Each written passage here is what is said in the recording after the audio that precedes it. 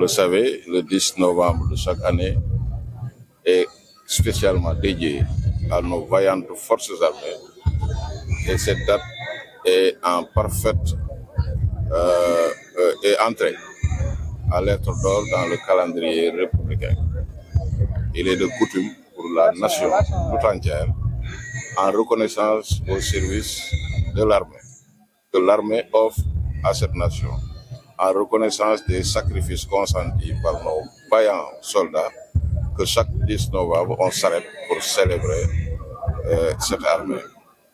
Ce matin, à Kolda, nous avons pu assister dans le cadre de cette célébration-là à un défilé de haute facture déroulé par les différentes formations militaires présentes dans la zone militaire numéro 6 sous le commandement du colonel Théodore Adrien Sarr, à la suite duquel défilé nous avons visité les stands de ces différentes formations militaires qui sont ici dans la région de Kolda au service exclusif des populations qui y habitent. À la fin de cette visite, nous avons pu nous rendre compte que nous avons ici une zone militaire numéro 6 composée des personnels bien formés, des personnels bien entraînés, mais des personnels également qui sont motivés à servir cette armée, à servir sous les drapeaux, des personnels également très, très professionnels. Nous nous sommes rendus compte aussi d'une partie de ces équipements, des équipements de ces mis à la disposition de ces formations.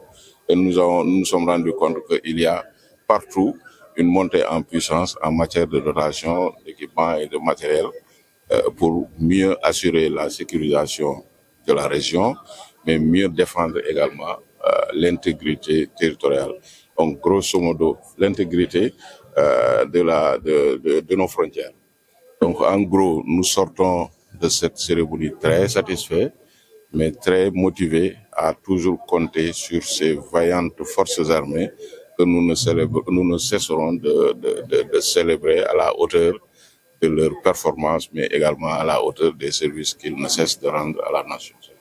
Donc, la cérémonie de la Journée des forces armées de cette année, l'édition 2025, a été placée sous le thème de Forces armées partenaires des Jeux olympiques de la jeunesse de 2026.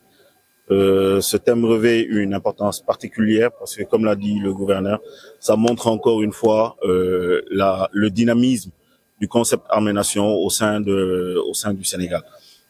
Dynamisme dans le sens où tous les grands événements, effectivement, de la nation, on sent la participation des forces armées. Cette participation, particulièrement cette année, pour les JO de 2026, se fera marquer par la création d'un environnement sûr où les athlètes pourront réellement exprimer leur talent. Cela se passe en amont des Jeux, dans le cadre de la planification, dans le cadre de la sécurisation et aussi bien des sites d'hébergement, des sites où les compétitions vont se dérouler, mais un peu plus loin et de façon indirecte, également dans le cadre de la sécurisation des frontières. Et c'est particulièrement dans ce cadre que nous, au niveau de la zone militaire numéro 6, nous intervenons. Comme je l'ai dit, c'est particulièrement la création d'un environnement sûr pour le déroulement de Jeux dans la festivité, parce que les Jeux olympiques, c'est une compétition, mais c'est aussi et surtout une fête, et cette année particulièrement de la jeunesse au Sénégal. Comme je l'ai dit plus tôt, c'est vraiment exactement le développement des valeurs civiques, le développement du patriotisme et tout. Donc les armées cette année sont en train de procéder à la campagne de Wadjal Khalayi, qui est vraiment le fait de magnifier un peu tout cet esprit patriotique, cet esprit de civisme chez la jeunesse, au sein de notre jeunesse, qui est la force motrice du Sénégal pour les années à venir.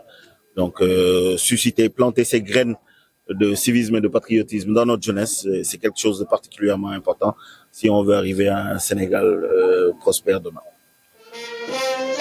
Mesdames et messieurs, honorables invités, le défilé est ouvert par la fanfare de la zone militaire numéro 6, planchée sous les ordres de Latina Niagara. La musique principale des forces armées assure l'animation lors des cérémonies militaires, mais également lors des activités sportives et culturelles. À la tête des formations, nous avons le capitaine Ibrahima Diatta, commandant des troupes. Le capitaine Diatta est issu de la 35e promotion de l'école nationale d'Océanatique de Thiès, de l'arme et bateau. Il est suivi de la police de Dakar, amené par le lieutenant Ali Boudano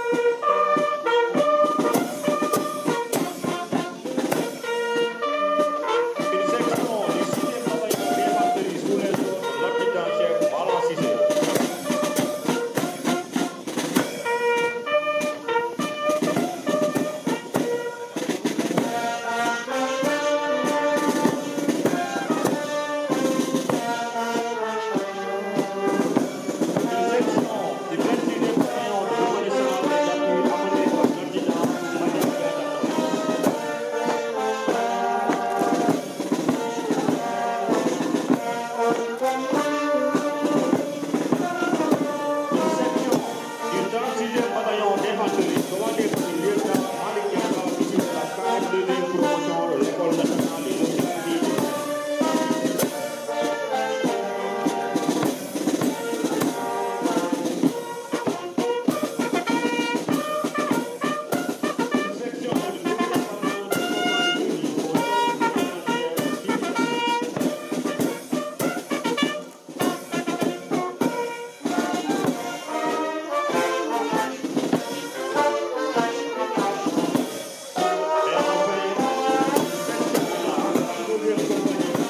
Secours